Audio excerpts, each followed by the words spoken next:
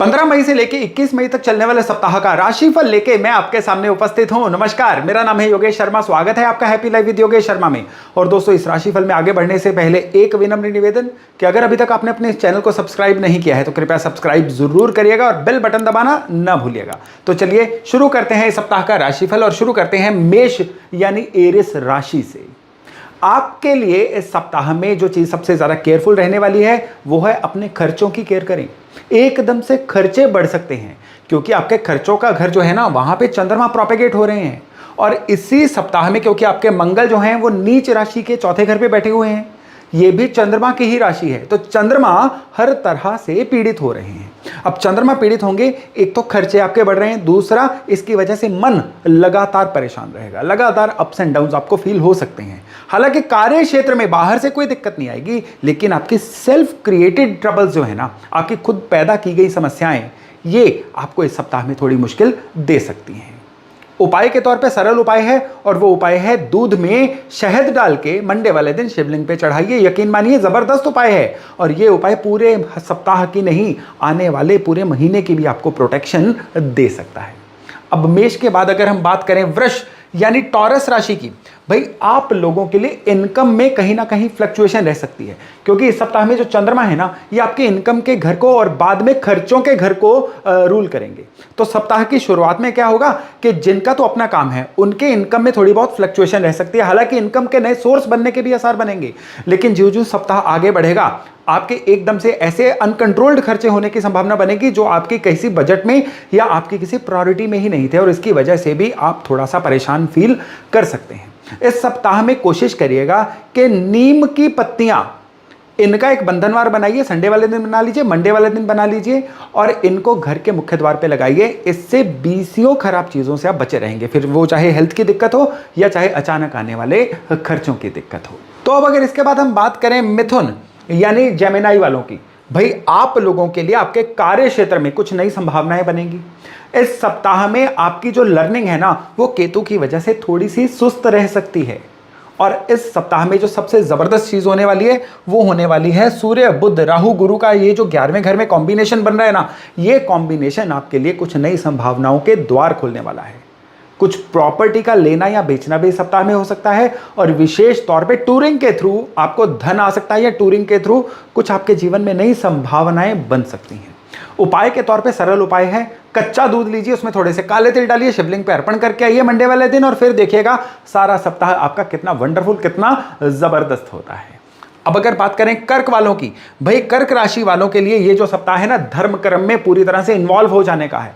और खाली धर्म कर्म नहीं, काम में भी बहुत फोकस बनने वाला है। नौकरी हो, व्यापार हो, कुछ भी हो, आप सेल्फ एम्प्लॉयड भी हो, इस सप्ताह में काम में एक ऐसा फोकस बनेगा जो आने वाले कई सप्ताहों तक आपके लिए रेवेन्यू का प्रबंध करने वाला है।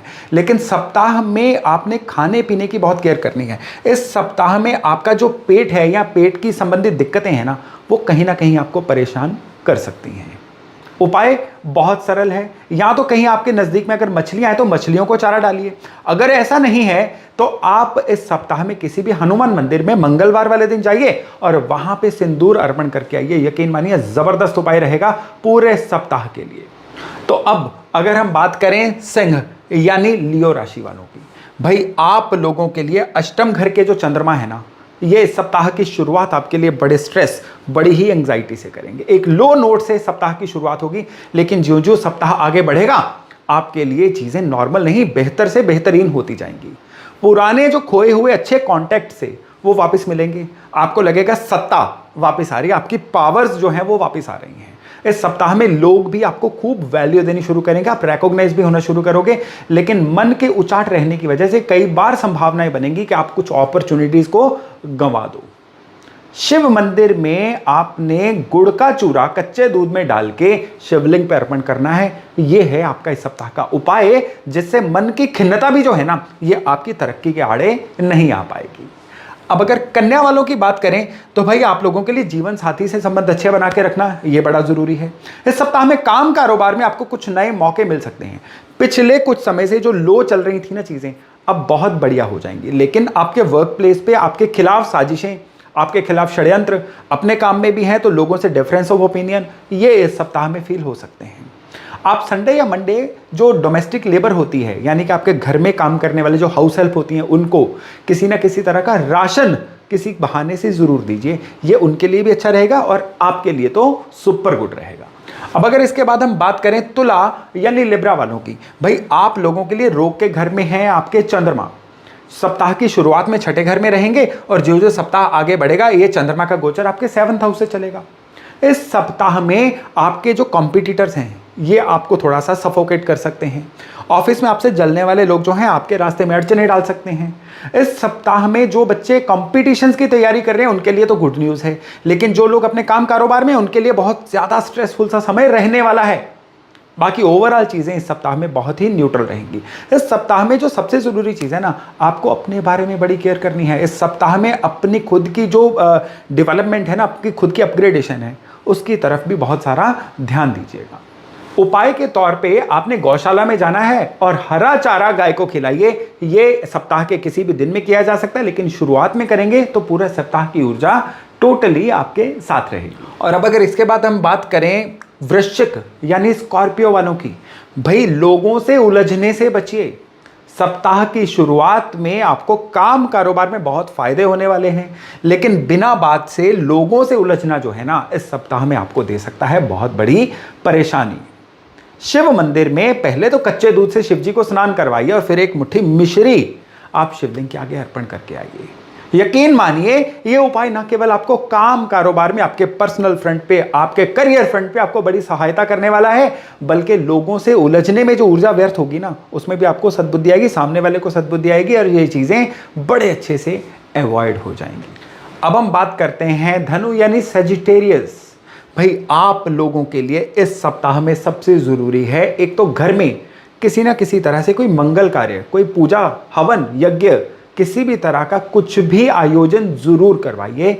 ये केवल इस सप्ताह का आपके लिए नहीं है, आने वाले सप्ताह भी इस वजह से आपके घर में बड़ी ही पॉजिटिविटी का संचार करने वाले हैं। खैर ये जो सप्ताह है ना, ये सप्ताह आपके लिए घर को क्वालिटी टाइम देने से, घर के साथ कोई वेकेशन एंजॉय करने से शुरू हो सकता है, या किसी अच्छी वेकेशन की प्लानिंग बन सकती है।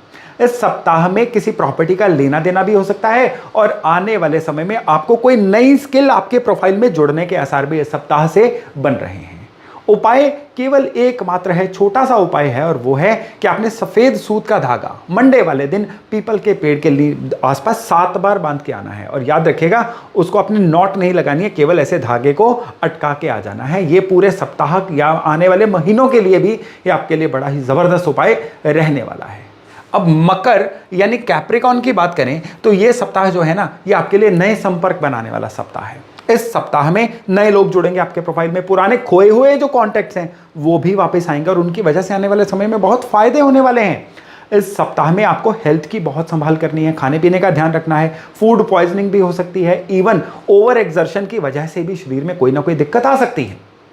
आप इस सप्ताह में मंडे वाले दिन लाल वस्त्र लीजिए और साथ में लीजिए बर्फी और इसको शिव मंदिर में अर्पण करके आइए। ना तो यहाँ पे बर्फी की कोई क्वांटिटी है, ना ही लाल वस्त्र का कोई पैमाइश है कि कितना करना है। ये आप अपनी श्रद्धा अनुसार करिए और फिर देखिएगा कि किस तरह से ईश्वर का आशीर्वाद इस सप्ताह में आपको मिलता है।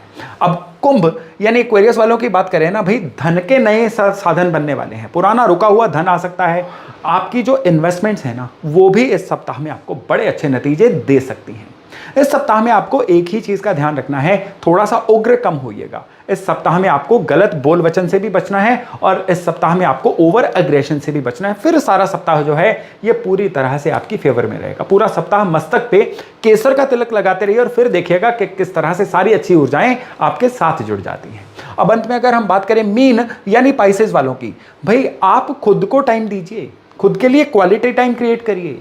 यहां पे आपको खुद को केवल क्वालिटी टाइम देना, लेकिन सोचना सभी का है कि आत्म सीमित होकर शेल में बंद होकर मत रह जाइए, उससे कई अच्छी अपॉर्चुनिटीज आपके हाथ से निकल सकती हैं। हालांकि ये जो सप्ताह है ना, अगर आप खुद को क्वालिटी टाइम देंगे ना, तो उससे सीधे सीधे क्या होगा, आने वाले समय की अच्छी प्लानिंग हो जाएगी, जो जाने अनजाने में शायद आपसे कुछ समय से हो नहीं रही थी। केवल इतना भर कर लीजिएगा और फिर देखिएगा कि पूरा सप्ताह किस तरह से जबरदस्त तरीके से कुदरत आपका साथ देती है। सोमवार या मंगलवार आप किसी भी बरगद के पेड़ को मीठा दूध अर्पण करके आइए, कितनी भी क्वांटिटी में। फिर देखिएगा कि पूरा सप्ताह जो है ना आपके लिए कितना प्रोडक्टिव, कितना फ्रूटफुल होता है। तो दोस्तों ये था इस सप्ताह का आपके लिए राशिफल। मैं आशा करता हूं इससे लाभ लेके आप अपने आने वाले सप्ताह को और फिर आने वाले समय को बहुत ही बेहतरीन बना पाएंगे। तो चलिए बहुत जल्द मिलते हैं नए टॉपिक नए विषय के साथ। अपना खूब ध्यान रखिएगा। नमस्कार।